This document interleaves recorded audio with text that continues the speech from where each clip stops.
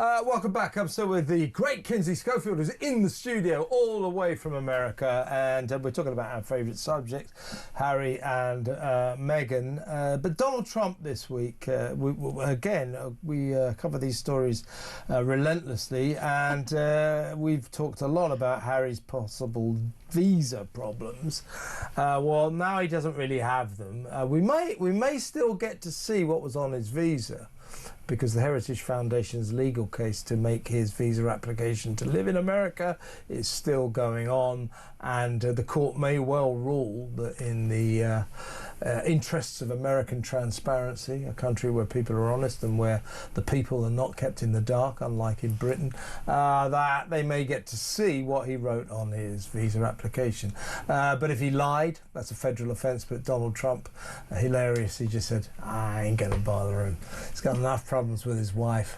She's terrible. That's what he said. She's terrible.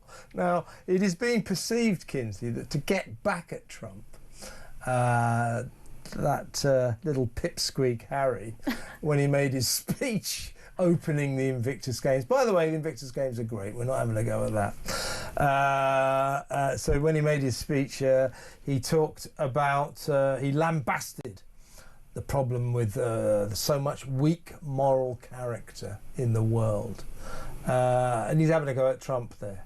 That's the President of the United States of America. That's the most powerful, the most important human being on the face of the planet.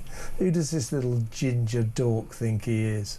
Yeah, somebody who's clearly very busy. Look at all he's done in his first month as president. So this is somebody that means business. I don't know why he would challenge this individual, except perhaps he does know that Trump has a soft spot for the royal family in his heart. And if you hurt King Charles, or if you hurt Prince Harry, you hurt King Charles. And I think that Trump is aware of that and doesn't want to do that.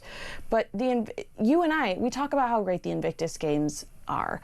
I mean, it's an incredible organization, but when we talk about that, it's because we're assuming the objective is to uplift these wounded warriors and these veterans that are challenging their bodies and challenging their minds and representing their countries in competition.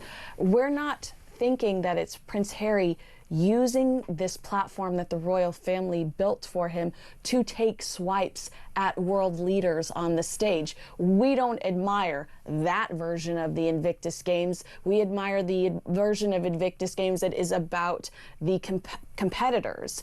If Harry and Meghan continue to use the Invictus Games as a platform to market themselves, promote their commercial ventures, and to take swipes at world leaders that they disagree with, it will negatively affect this incredible organization. And you're right, like Prince Harry, who do you think you are? We've seen you in a Nazi costume. I'm sorry, but we're just not going to take you seriously when it comes to discussing moral character.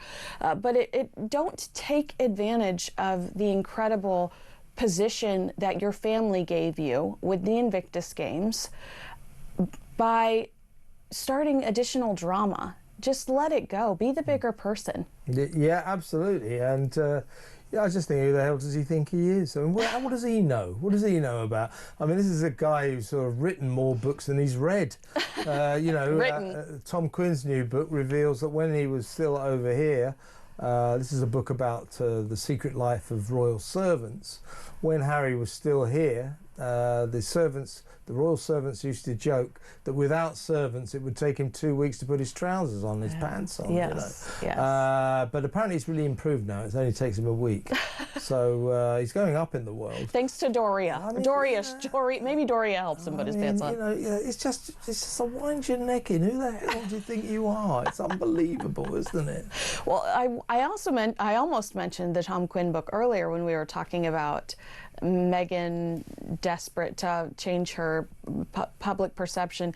You know, Tom Quinn's book says Meghan thought she was marrying a billionaire and was disappointed, and it was like cartoon heart eyes over the idea of castles and, you know, that very unrealistic that American view that Disney of the way, Disney sort of version of the royal family. Yes, and you know, I think that reality hit her pretty hard, And the reason we see such desperation from her is because I do believe she thought Prince Harry was worth more than he is financially, and she realizes he's not as ambitious as she is. So a lot does rely on her being ambitious and selling Prince Harry's family's name, which is incredibly vulgar considering the fact that they have spent such a significant amount of time tearing that family apart.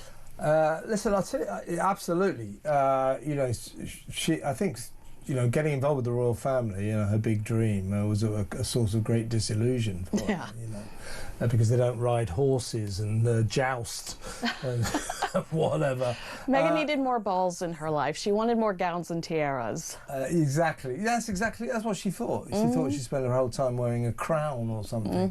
There's a couple of notes I've got here. This is from Barbara. She's making a very good point. She said, I thought you lived in the USA for 10 years. If so, well, I did. But she's making, you'd know that Mal is pronounced Maul. Yeah, but I just thought you were trying to impress me. Yeah, but Barbara, I don't have to use the American pronunciation.